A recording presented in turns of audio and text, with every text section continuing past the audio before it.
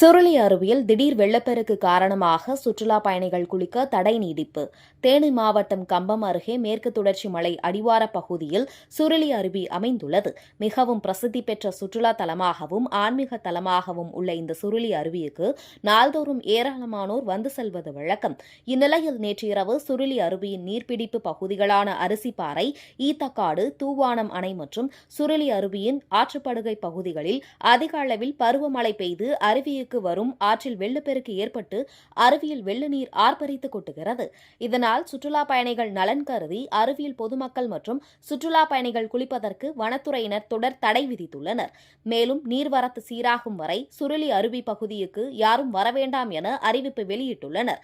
சுருளி அருவி பகுதியில் திடீர் வெள்ளப்பெருக்கு ஏற்பட்டுள்ளதால் ஏராளமான சுற்றுலா பயணிகள் ஏமாற்றத்துடன் திரும்பி சென்றனர்.